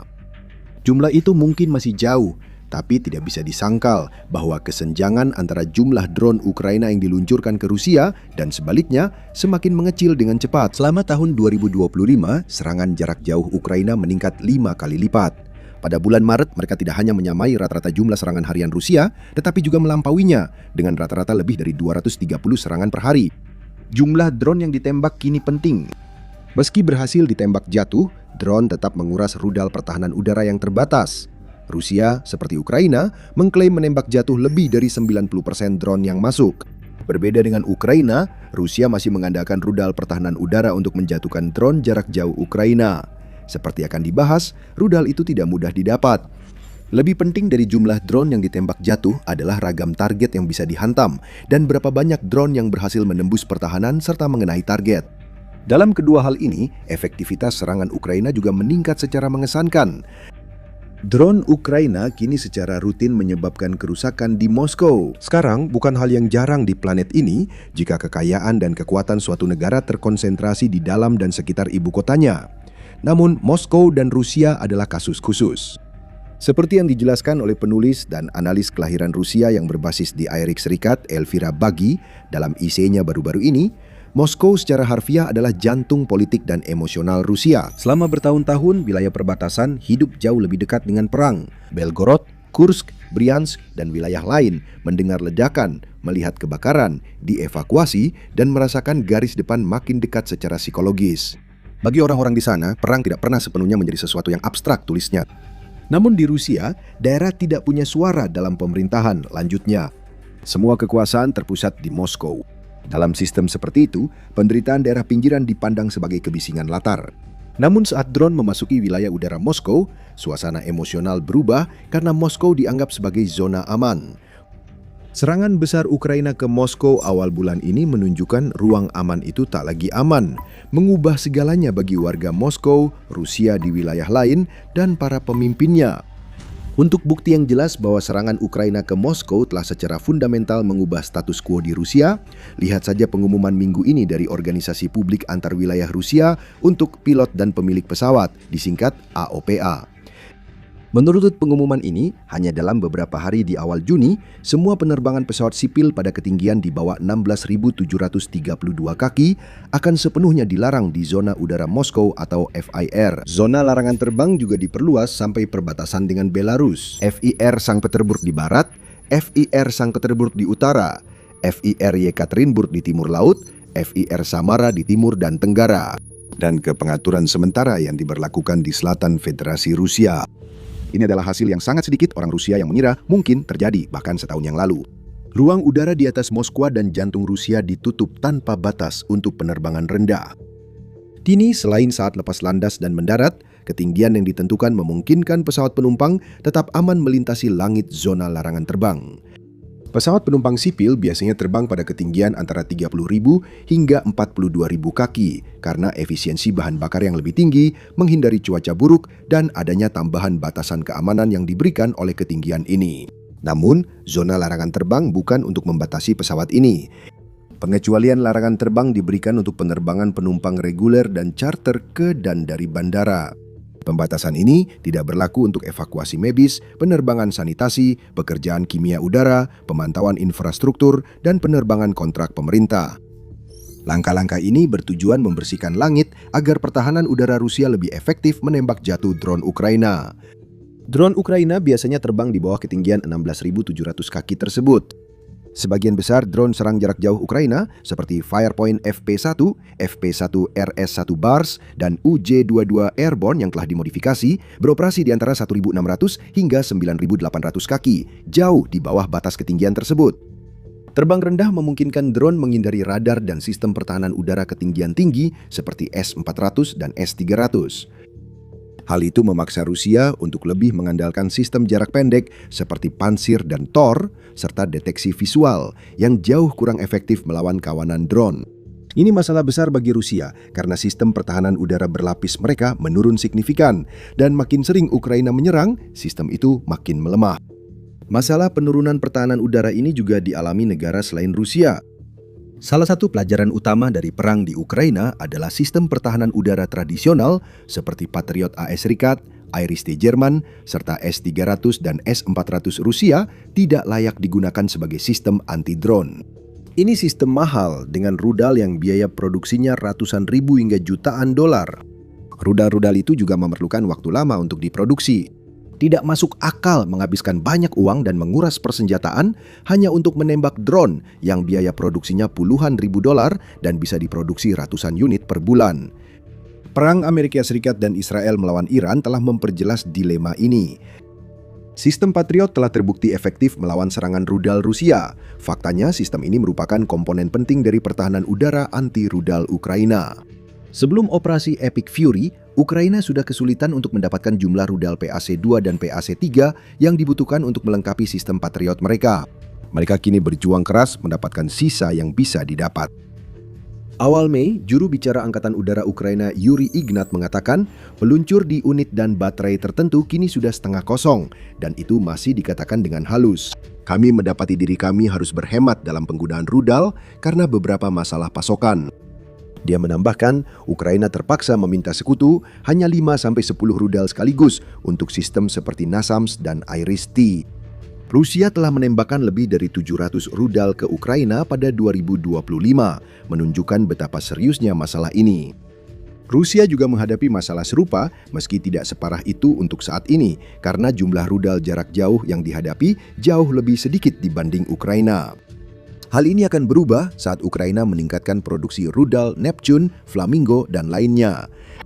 Namun dalam hal ini, Rusia relatif lebih mudah dan bisa menembakkan rudal S-300 dan S-400 ke drone Ukraina jika mereka mau sebagai akibatnya. Namun dengan harga antara 300.000 hingga 4 juta dolar per rudal, menembaknya ke drone murah tetap tidak berkelanjutan dalam jangka panjang, baik untuk Ukraina, Amerika Serikat maupun pihak lain. Ukraina mengatasi masalah ini dengan mengembangkan sistem anti-drone sendiri dan menjadi inkubator bagi berbagai sistem yang juga dikembangkan di Amerika Serikat, Jerman, Inggris, dan Swedia. Hampir setiap minggu selalu ada sistem tembak bergerak, sistem pencegat drone, sistem energi terarah, atau inovasi baru yang diperkenalkan. Rusia terlambat mengembangkan sistem alternatif dan kini harus membayar mahal akibat meningkatnya serangan Ukraina. Pertahanan udaranya mungkin masih mampu menjatuhkan sebagian besar drone Ukraina, tetapi jumlah drone yang terus meningkat membuat pertahanannya semakin melemah dan semakin banyak drone yang berhasil menembus serta menghancurkan infrastruktur penting. Kami membahas berita terbaru dari Ukraina di acara militer ini. Ada pembaruan harian dan analisis cerita militer serta geopolitik utama. Berlanggananlah ke saluran ini jika Anda ingin tahu bukan hanya apa yang terjadi, tetapi juga mengapa itu penting. Analis Ukraina, Obos dan Perlawanan Informasi meneliti pertahanan udara Rusia dan mengidentifikasi 4 alasan utama mengapa Ukraina semakin mampu menembus pertahanan udara Moskow dengan sukses. Mereka menunjukkan jumlahnya tidak cukup, meski Rusia punya salah satu pertahanan udara terlengkap di dunia. Pada musim semi 2026, Moskow dilindungi oleh 2 cincin padat sistem pertahanan udara, selain beberapa posisi di dalam kota dan berbagai zona pertempuran di wilayah Moskow yang lebih luas. Itu berarti ada 4 lapisan pertahanan udara. Menurut analis Osin, sekitar 130 posisi pertahanan udara dikerahkan di dan sekitar ibu kota secara keseluruhan. Tulang punggung cincin internal terdiri dari sekitar 100 sistem pertahanan udara Panzer S-1 dan sejumlah kecil sistem Tor yang ditempatkan khusus untuk mencegat drone dan rudal jelajah Ukraina. Mereka diperkuat oleh sekitar 25 baterai SS-400 yang digunakan untuk mencegat rudal jelajah dan balistik. Rusia juga memakai angkatan udara untuk menembak jatuh drone seperti Ukraina. Ukraina menggunakan senjata dan rudal pada jet tempur F-16 dan Mirage 2000, serta helikopter Mi-817 dan Mi-2435 miliknya. Rusia melakukan hal yang sama dengan jet tempur Su-35, Su-30SM, dan MiG-31, serta helikopter Ka-52 dan MiG-28 miliknya. Mereka baru-baru ini mulai memproduksi massal drone interceptor Yolka ber-AI yang diluncurkan dengan tangan, serta sistem anti-drone baru yang konon berteknologi tinggi seperti ZAT-30 Citadel Zuba dan Titan. Namun, sekitar 10% drone Ukraina yang diluncurkan pada 16-17 Mei tetap berhasil menembus pertahanan. Menurut media Ukraina, Obos Rivertal, meski Moskow memiliki 4 lapis pertahanan udara berjenjang dan sistem penangkal terpadat di Rusia, itu tetap belum mampu mencegat semua target. Ternyata banyak celah dalam pertahanan yang memungkinkan penembusan lapisan-lapisan yang ada. Hal itu kemungkinan besar disebabkan oleh faktor kedua yang diidentifikasi tim OSINT Ukraina, yaitu kehabisan amunisi. Pada akhir April, Kepala Militer Ukraina Oleksandr Syrskyi mencatat bahwa serangan sistematis terhadap fasilitas produksi Rusia semakin melemahkan kemampuan pertahanan udara musuh yang sudah mengalami kekurangan rudal untuk menghadapi sistem tak berawak dan aset serangan Ukraina. Seperti yang telah disebutkan sebelumnya, sistem utama yang digunakan Rusia untuk pertahanan dalam kota adalah pansir. Namun pada bulan Februari, Ukraina mengumumkan bahwa mereka telah menghancurkan setengah dari sistem pansir utama milik Rusia. Blogger militer Rusia juga tampaknya membenarkan kerugian itu. Awal April, organisasi blogger militer Rusia terkenal, Rybar, menulis, membuat puluhan ribu rudal pansir dari udara tipis secara fisik tidak mungkin, jelas mengisyaratkan kekurangan. Saluran itu menambahkan pasukan rudal anti pesawat Rusia dipaksa bekerja maksimal dan menghabiskan amunisi lebih cepat. Rybar menyarankan Rusia meniru strategi kontra drone Ukraina dengan penekanan pada kelompok tembak bergerak dan tim drone pencegat. Pengenalan Yolka dan sistem lain menunjukkan sebagian elemen kompleks industri militer Rusia memandangnya serupa. Apakah ini akan jadi kasus di mana semuanya terlambat dan tidak cukup? Faktor ketiga yang diidentifikasi Bos Rovartel adalah keterbelakangan teknologi. Mereka mengatakan bahwa beberapa sistem pertahanan udara Rusia memiliki masalah dengan sistem kendali tembak, panduan, radar, fiksasi, pelacakan, dan penghancuran target, terutama pansir. Mereka menulis bahwa pansir buruk dalam menjalankan tugas karena banyak masalah teknologi yang belum teratasi akibat sanksi. Mereka mencoba memperbaiki dengan menempatkan alat dasar anti-drone di radius kecil, seperti di menara dan atap, tetapi efisiensinya tidak meningkat signifikan. Analisis terpisah dari situs militer Ukraina, Militarny, agak bertentangan dengan bagian kedua pernyataan itu. Dalam analisis terbaru mengenai pertahanan udara Moskow setelah serangan besar Ukraina, mereka melaporkan bahwa pansir dipasang di 2 jenis posisi pertahanan udara utama. Tanggul tanah dengan akses beton dan menara logam, sistem diangkat ke posisi memakai derek. Mereka menyatakan menempatkan sistem ini di atas tanah, meningkatkan cakrawala radar, dan memperbaiki deteksi serta penanganan target kecil di ketinggian rendah. Apakah hal ini benar-benar telah meningkatkan efektivitasnya? Memang sulit dipastikan dengan kepastian apapun pada saat ini. Rybar membantah pansir tidak efektif. Pada bulan Juni tahun lalu, mereka menulis, sebelum SMO, operasi militer khusus, mereka dikritik oleh semua orang. Setelah diperbaiki berdasarkan pengalaman tempur, sistem ini menjadi sangat efektif dan mungkin pertahanan udara Rusia paling sukses, bahkan bisa menembak jatuh drone serang. Mereka menunjukkan konfigurasi rudal baru untuk pansir yang membawa 48 mini rudal khusus untuk operasi melawan kawanan drone sebagai bukti peningkatan efisiensi, serta diperkenalkannya varian Panzer SMDE. Ini disebut versi Mimi dari sistem itu yang memakai rudal kecil serupa untuk melindungi objek statis. Meskipun perkembangan ini tidak terdengar seperti kemunduran teknologi, bagaimana sistem-sistem baru yang masih langka ini benar-benar bekerja di lapangan masih menjadi pertanyaan terbuka. Satu hal yang pasti, Ukraina secara sistematis memang mengurangi jumlah sistem pertahanan udara yang dimiliki Rusia, yang mereka sebut sebagai faktor keempat yang dikutip oleh Abozra Abosrovetel. Pasukan pendudukan Rusia kehilangan puluhan unit pertahanan udara tiap bulan, namun hanya mampu memproduksi beberapa unit. Upaya menutup kerugian itu jauh tertinggal dibanding laju kerugiannya. Sementara setiap bulan, aset pertahanan udara Rusia terus berkurang, tulis Rybar.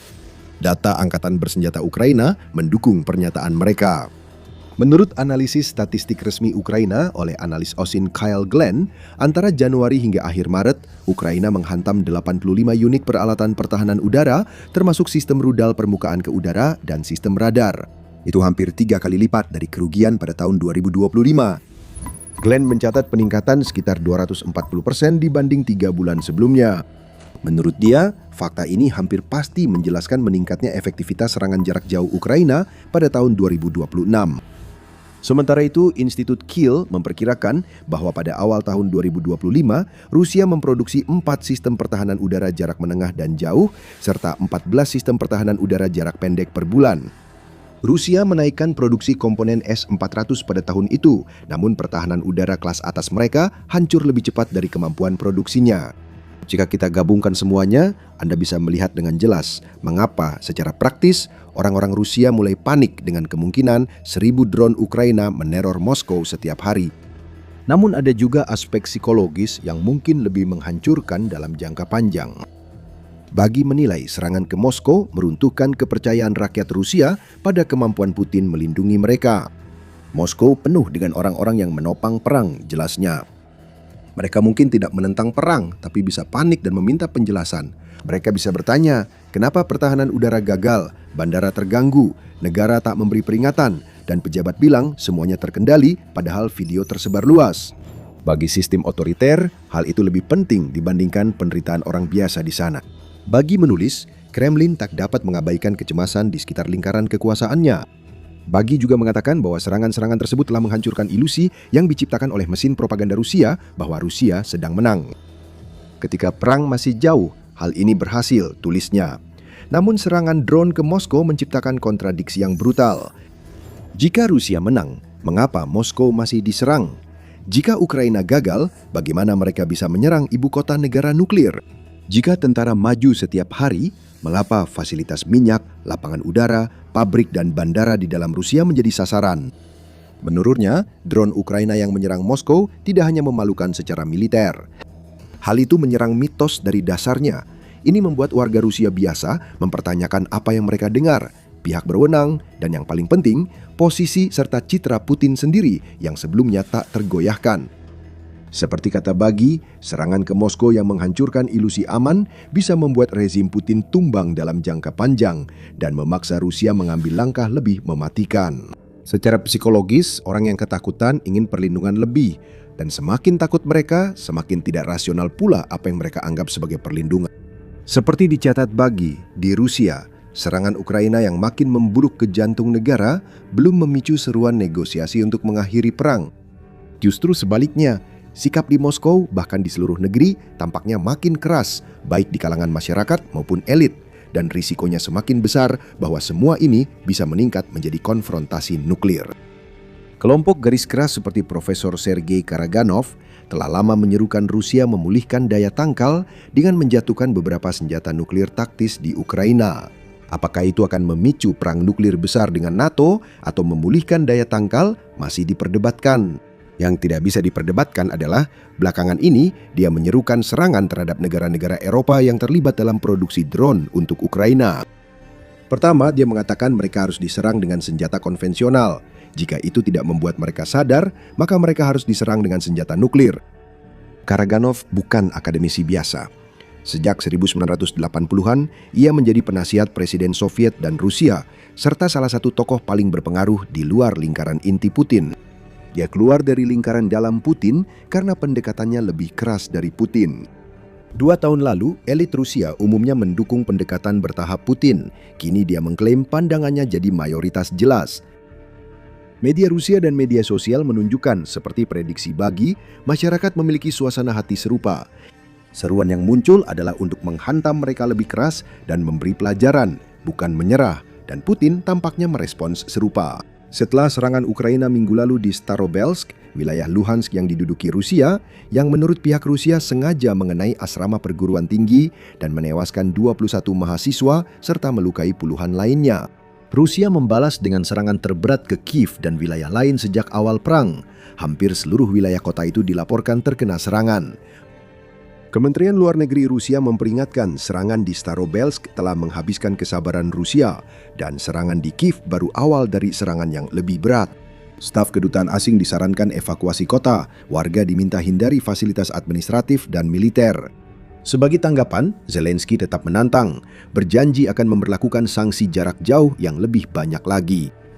Masih perlu dilihat apakah Rusia hanya menggertak, punya kekuatan konvensional untuk melemahkan Ukraina, atau apakah Putin atau penggantinya jika dia digulingkan mau menekan tombol merah besar itu. Sementara Kremlin terus mendorong narasi bahwa kehancuran Ukraina tak terelakkan, kenyataan di medan perang menunjukkan cerita yang sangat berbeda. Rusia tidak sedang melaju mulus melintasi Ukraina. Mereka harus berjuang keras untuk setiap wilayah yang mereka kuasai. Dengan laju kemajuan saat ini, Rusia harus mengorbankan 1,5 juta tentaranya untuk merebut Donetsk dan akan membutuhkan waktu 183 tahun untuk menduduki seluruh Ukraina. Lupakan soal menang, Putin. Mungkin sudah waktunya buat ruang kriogenik supaya kamu bisa hidup sampai hari kemenangan Rusia yang kamu yakini tak terelakkan. Pertama, kita menuju Donetsk. Donetsk yang lama diidamkan Putin menjadi pusat pertempuran sejak invasi Rusia ke Ukraina. Putin kini bertindak seolah-olah Donetsk akan jatuh pada 2026. Serangan musim semi yang dipimpinnya kini fokus pada kota-kota benteng yang menghambat Rusia merebut Oblast Donetsk. Rusia bahkan begitu yakin dengan kemenangan yang tak terelakkan sehingga mereka telah mengeluarkan perintah agar Ukraina menarik semua pasukannya dari Donbas yang mana Donetsk adalah bagiannya sebelum akhir Mei. Jika hanya melihat upaya Rusia, Anda bisa percaya narasi Putin bahwa Donetsk akan segera jatuh. Namun di balik keberanian itu ada rahasia kelam. Donetsk masih jauh dari jatuh, sehingga Rusia harus mengorbankan satu atau beberapa angkatan bersenjata untuk merebutnya. Berbicara pada pertemuan Dewan Keamanan tanggal 20 April, perwakilan tetap Ukraina untuk PBB, Andriy Melnik, mengungkapkan kebenaran yang sangat ingin disembunyikan Putin di Donetsk. Putin menyerukan Ukraina mundur dan menyerah, tapi justru kehilangan banyak tentara, bahkan harus kehilangan lebih banyak lagi sebelum merebut Donetsk secara militer. Menurut logika perang yang brutal ini, untuk merebut seluruh wilayah Donetsk dengan cara militer, Tuan Putin harus mengirim setidaknya 1,5 juta tentara lagi menuju kematian, kata Melnik kepada Dewan. Dia menambahkan, klaim Rusia soal Ukraina harus mundur dari Donetsk itu konyol karena sekitar 6.000 km persegi wilayah di sana masih dikuasai Ukraina.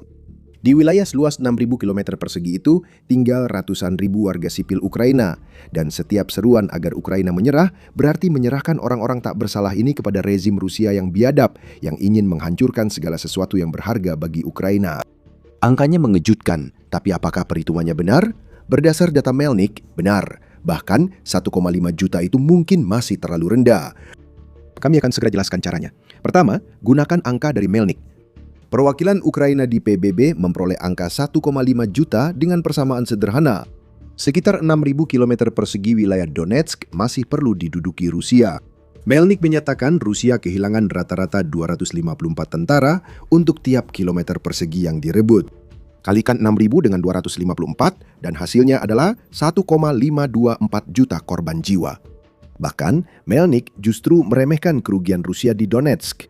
Tambahan 24.000 korban jiwa bukanlah angka yang bisa diremehkan. Bahkan jika Rusia dengan senang hati mengorbankan lebih dari jumlah itu setiap bulan di Ukraina selama bertahun-tahun. Namun disinilah situasi makin buruk bagi Putin. Seburuk apapun 254 korban untuk setiap kilometer persegi yang direbut, jumlah di Donetsk kemungkinan lebih tinggi. Itu menurut laporan RBC Ukraina tanggal 15 April yang mengutip Menteri Pertahanan Ukraina Mikhailo Fedorov.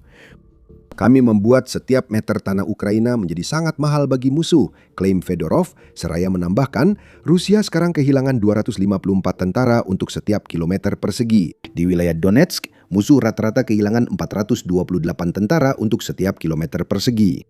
Apakah Anda menyadari sesuatu dari kutipan itu? Rata-rata untuk seluruh Ukraina adalah 254 tentara per kilometer persegi. Di Donetsk, angkanya jauh lebih tinggi, 428 tentara tewas per kilometer persegi yang direbut, berdampak besar pada data yang dibagikan Melnik ke PBB. Jika Ukraina dapat mempertahankan tingkat kehilangan itu selama yang dibutuhkan Putin untuk merebut Donetsk, maka jumlah korban Rusia untuk merebut oblast tersebut bukan 1,5 juta, melainkan 2,568 juta. Jutaan korban jiwa bertambah, semua dikorbankan demi obsesi sempit Putin di Donetsk. Entah bagaimana, apa yang sudah jelas merupakan bencana bagi Rusia di Donetsk bisa menjadi lebih buruk lagi dari yang terlihat di permukaan. Rata-rata regional membantah klaim Putin bahwa Ukraina harus menyerahkan Donetsk. Jika Anda membutuhkan sedikit lebih banyak konteks untuk semua ini, bahkan skenario terbaik di sini berarti Rusia lebih dari 2 kali lipat tingkat korban jiwa mereka dalam perang Ukraina sejauh ini. Antara saat Putin melancarkan invasi skala penuhnya dan 22 April Ukraina mengatakan bahwa Rusia telah kehilangan lebih dari 1,32 juta tentara. Jika angka Fedorov benar, tingkat korban Rusia saat Donetsk jatuh hampir 3 kali lipat. Mari kita gunakan perkiraan korban Rusia yang dilipat gandakan dulu. Apakah itu berarti Rusia butuh 4 tahun lagi selain semua korban untuk merebut Donetsk? Tidak juga. Yang tidak kita perhitungkan jika kita hanya melihat pelipat gandaan korban Rusia adalah bahwa kemajuan Rusia di Ukraina telah melambat menjadi sangat lambat selama 4 tahun terakhir. Masalah memburuk karena Ukraina menyebabkan korban lebih banyak per kilometer persegi daripada sebelumnya. Kita bisa melihat pencapaian Rusia tahun 2025 untuk menunjukkan hal itu. Menurut BBC, Rusia berhasil merebut 4.700 km persegi wilayah Ukraina pada tahun 2025. Panglima tertinggi militer Ukraina Alexander Sirski menyatakan Rusia kehilangan hampir 420.000 tentara demi pencapaian itu. Perhitungan matematika sederhana menunjukkan tingkat korban 89,3 per kilometer persegi. Tingkat korban di Donetsk berkisar antara 3 hingga 5 kali lebih tinggi dari itu. Jadi yang kita lihat dari sini adalah bahwa ini sebenarnya bukan tentang Rusia yang melambat total di Donetsk sampai pada titik di mana mereka akan membutuhkan 4 tahun lagi untuk merebut wilayah tersebut. Jangan salah paham, perlambatan ini memperparah masalah besar di Donetsk yang dihadapi Putin. Faktanya, Rusia kehilangan lebih banyak tentara per kilometer persegi dibandingkan kapanpun sebelumnya dalam perang ini. Jika Rusia terus menekan Donetsk, tak ada tanda Putin akan berhenti. Jika solusi diplomatik yang dia inginkan tidak tercapai, Rusia kemungkinan butuh waktu hingga akhir 2027 atau bahkan 2028 untuk menaklukkan target utama Putin menurut Institute for the Study of War, ISW. Jadi tidak sampai 4 tahun. Ini sekitar 2 tahun lebih, dengan setidaknya 1,5 juta korban jiwa hanya untuk merebut sebagian wilayah Ukraina yang hanya 1.300 km persegi. Lebih besar dari apa yang Rusia rebut sepanjang tahun 2025. Ini bukan perhitungan bagus bagi Putin. Semua angka ini menunjukkan Putin menghadapi dilema besar di Donetsk dan makin putus asa untuk menyelesaikannya tanpa harus benar-benar memenuhi ancaman merebut Donetsk dengan kekerasan. Arti angka-angka ini bagi ambisi Putin merebut sisa wilayah Ukraina juga penting dipertimbangkan. Namun sebelum membahasnya, Anda sedang menonton acara militer. Masih banyak lagi konten seperti ini, jadi pastikan Anda sudah berlangganan jika Anda merasa mendapatkan manfaat dari channel ini. Jadi, Donetsk. Ini sedikit menjadi masalah bagi Putin. Pemimpin Rusia mulai putus asa, sehingga tuntutan agar Ukraina serahkan Donetsk dan Donbas makin meningkat. Tuntutan-tuntutan ini bukanlah hal baru. Tuntutan tersebut telah menjadi bagian dari tuntutan maksimalis Putin untuk perjanjian damai sejak negosiasi dimulai, dan juga menjadi titik utama yang menghambat negosiasi sehingga perdamaian belum bisa diumumkan. Kini, tuntutan Putin agar Ukraina mundur dari Donetsk terasa lebih tergesa dan cemas. Melnik mengungkapkan alasannya dalam pidatonya di pertemuan Dewan Keamanan PBB saat ia berkata, saat ini Rusia tidak menguasai lebih dari 20% wilayah Donetsk, wilayah yang Tuan Putin tuntut dalam bentuk ultimatum agar Ukraina menyerah tanpa perlawanan. Ini adalah pemerasan murni. Duta Besar Ukraina untuk PBB juga mengungkap poin menarik soal makna sebenarnya dari tingkat korban Rusia saat ini. Ia menunjuk pada perang musim dingin antara Uni Soviet dan Finlandia yang berlangsung antara tahun 1939 dan 1940 sebagai contoh. Perang itu membuat Uni Soviet menanggung tingkat korban yang sekitar 100 kali lebih rendah per kilometer persegi wilayah yang didapat. Dan pertempuran itu tetap dianggap kegagalan bagi Uni Soviet, karena mereka hanya berhasil mendapatkan sekitar 9% wilayah Finlandia melalui penandatanganan sebuah perjanjian. Rusia kini menuntut wilayah lebih luas, meski kehilangan lebih banyak tentara dibanding di Finlandia. Ada sesuatu yang tidak masuk akal di sini. Putin sedang berusaha agar tekanan yang diberikan Rusia di Donetsk membuahkan hasil dalam sebuah penyelesaian diplomatik yang, jika boleh dikatakan, akan memberikan Putin jauh lebih banyak daripada apa yang sebenarnya layak ia dapatkan berdasarkan ketidakmampuannya secara strategis selama pertempuran di wilayah itu. Dan ada alasan besar di balik itu. Putin sadar jika Ukraina tak menyerahkan Donetsk dan Donbas lewat perjanjian damai, Rusia harus berperang untuk merebutnya. Meskipun ada gertakan dan tenggat waktu Putin, Rusia sebenarnya tidak ingin berperang untuk merebut Donetsk. Donetsk menjadi rumah bagi sesuatu yang sangat menakutkan hingga telah menghancurkan tentara Rusia dengan tingkat belum pernah terlihat sebelumnya di perang ini. Sabuk benteng. Mungkin wilayah paling berbahaya di seluruh Ukraina berdiri di hadapan Putin dan upaya merebut Donetsk. Dan sabuk inilah yang sudah terbukti menjadi penyebab tingginya angka korban jiwa per kilometer persegi yang sekarang kita lihat di wilayah tersebut. ISWA menjelaskan besarnya tantangan yang dihadapi Rusia dalam upaya merebut sabuk benteng tersebut. Membentang sekitar 50 km pertahanan dari utara ke selatan di sepanjang jalan raya HH20 Konstantinivka Sloviansk, sabuk benteng ini terdiri dari beberapa kota yang sebelum perang memiliki jumlah penduduk gabungan sebanyak 380.000 jiwa. Ini memberi Anda gambaran tentang seberapa besar kota-kota tersebut. Selama lebih dari 1 dekade, Ukraina membangun pertahanan di kota-kota ini dan prosesnya semakin cepat saat mereka menahan Rusia di wilayah lain Donetsk. Kini, sabuk benteng ini menjadi penghalang yang menyebabkan kerugian besar bagi tentara yang mencoba merebutnya lewat darat. Kepadatan penduduk di wilayah kecil ini menunjukkan perkembangan perkotaan yang belum pernah dialami tentara Rusia sebelumnya. Artinya, banyak bangunan yang dapat dipakai pembela Ukraina melawan Rusia. Artinya, tentara Rusia harus merebut banyak bangunan untuk menguasai Donetsk. Perang perkotaan berlangsung lambat dan berbahaya, bahkan di kondisi terbaik, dan makin mematikan jika tentara penyerbu harus merebut beberapa kota yang berdekatan. Tambahkan benteng-benteng Ukraina ke dalamnya, bersama dengan fakta bahwa sabuk benteng tersebut terletak di daerah yang lebih tinggi. Rusia benar-benar menghadapi tugas berat jika ingin merebut Donetsk secara militer. Perlu diingat, sabuk benteng itu masih jauh dari lokasi perlawanan terakhir Ukraina. Istilah itu mungkin cocok di Donetsk. Namun, saat Rusia mengerahkan pasukan umpan meriam ke sabuk benteng, waktu yang dihabiskan untuk menembus pertahanan Ukraina justru memberi Ukraina kesempatan memperkuat benteng di barat. Bahkan jika sabuk benteng itu akhirnya jatuh, setiap ambisi Putin untuk menggunakan kemenangan ini sebagai batu loncatan untuk merebut sisa wilayah Ukraina akan runtuh begitu tentaranya melihat keluar Donetsk dan mendapati bahwa hal yang sama menanti mereka lebih jauh di dalam Ukraina. Sabuk benteng itu menghancurkan tentara Rusia sekarang, sementara tentara Rusia hampir tak memberi perlawanan. Kamu tak akan tahu jika hanya dengar dari Rusia. Kepala Staf Umum Rusia, Valery Gerasimov, membuat beberapa klaim menarik pada pertengahan April. Dia menyebut pasukan Rusia telah merebut lebih dari 1.700 km persegi wilayah Ukraina dan 80 permukiman di tahun 2026. Pada Maret dan April, Rusia merebut 700 km persegi dan 34 permukiman dalam serangan musim semi yang berfokus di Donetsk. Angka-angka ini dirancang agar cukup meyakinkan untuk menciptakan ilusi bahwa Rusia sedang membuat kemajuan di Donetsk dan tempat lain di Ukraina. Tidak terlalu besar sehingga bisa diabaikan melihat kecepatan kemajuan Rusia dalam invasi Ukraina. Namun, perhatikan bahwa kami mengatakan dirancang. ISW menyebut bahwa klaim lebih dari 1.700 km persegi wilayah Ukraina yang direbut pada 2026 sangat berlebihan. Orang yang lebih sinis akan bilang itu sepenuhnya rekayasa. Analisis ISW menunjukkan bahwa bahkan perkiraan paling dermawan pun menyatakan bahwa Rusia hanya berhasil menduduki tidak lebih dari 715 km persegi sejak awal tahun. Kemungkinan besar angkanya sebenarnya jauh lebih rendah.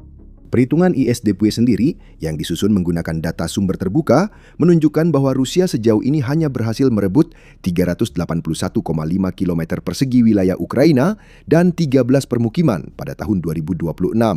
Ada juga kerugian, hampir 60 km persegi hanya pada bulan Maret, yang menunjukkan kepada kita bahwa laju kemajuan Rusia yang sudah sangat lambat juga semakin diperburuk oleh serangan balasan Ukraina. Kita tidak tahu apakah Putin melihat angka ini.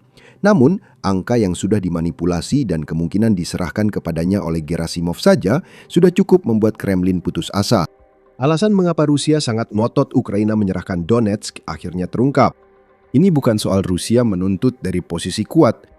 Putin dan kroninya menyadari kemajuan lambat dan tingginya korban, sehingga mereka berusaha menghindari merebut Donetsk secara paksa, meski tetap mengancam akan melakukannya. Ini pada dasarnya adalah Putin yang menyuruh Ukraina untuk menyerah dalam pertarungan yang sedang dimenangkan oleh Ukraina. Dan keputusasaan pada pemimpin Rusia itu sudah mulai terlihat.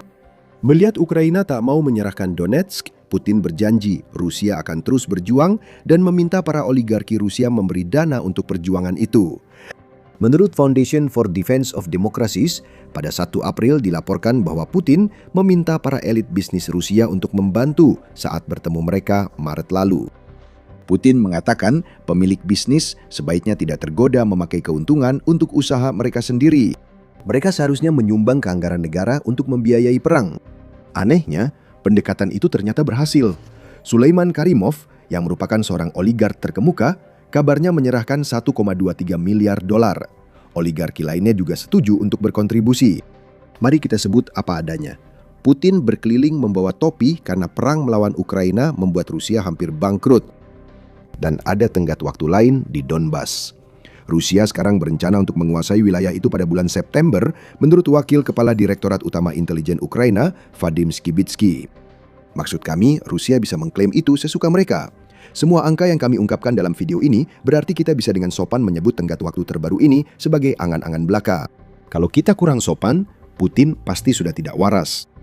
Kini ada satu lagi perhitungan matematika yang bisa menunjukkan betapa sia-sianya kampanye Putin di Ukraina bagi Rusia. Jika cakupan invasi Rusia diperluas di luar Donetsk, masih ada sekitar 80% wilayah Ukraina yang harus dikuasai Rusia. Putin mengklaim Rusia akan berhenti di Donbas jika Ukraina menyerahkan wilayah itu, namun jelas ia menginginkan seluruh negara. Dia tidak akan berhenti sampai mendapatkannya, tapi sebenarnya dia harus berhenti. Putin tidak akan hidup untuk melihat masa depan Rusia menguasai Ukraina jika perang berjalan seperti sekarang, ujar Melnik. Dia mengatakan bahwa agar Rusia dapat mengambil alih seluruh Ukraina sambil menanggung tingkat korban jiwa seperti sekarang, mereka akan membutuhkan 183 tahun dan 122 juta orang untuk mewujudkannya. Kamu bisa menghitung sendiri untuk melihat apakah Melnik benar, setidaknya dalam hal jumlah korban jiwa. Menurut GIS Geografi, Ukraina adalah negara terbesar kedua di Eropa dan luasnya mencapai 603.628 km persegi.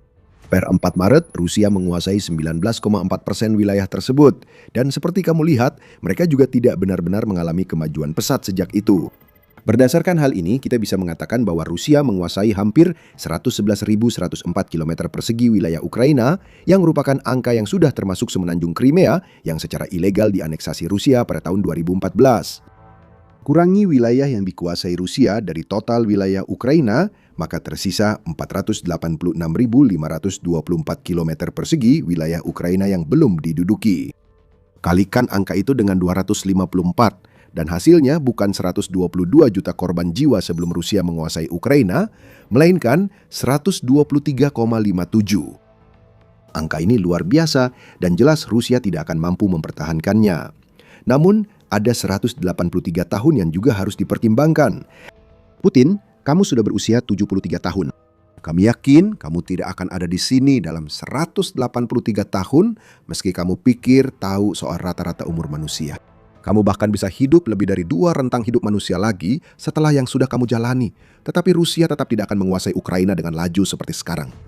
Putin sebaiknya melupakan kemenangan. Jika Donetsk menunjukkan sesuatu kepada Putin, itu adalah bahwa dia sebaiknya menarik Rusia keluar dari perang ini selagi masih bisa. Jika dia tidak berpindah, dia akan mati tanpa melihat kemajuan dan penggantinya harus memimpin negara yang terbebani oleh pengorbanan besar yang diminta Putin. Ngomong-ngomong, Ukraina makin memperlambat Rusia lewat serangan balasan yang merebut wilayah. Strategi pertahanan aktif yang kita lihat di garis benteng telah sangat berhasil di wilayah selatan Ukraina, karena negara itu telah membebaskan wilayah yang sangat luas. Cari tahu lebih lanjut di video kami, dan jika Anda menikmati video ini, pastikan Anda berlangganan acara militer untuk melihat lebih banyak analisis tentang angka-angka di balik perang Ukraina. Dan seperti biasa, terima kasih telah menonton.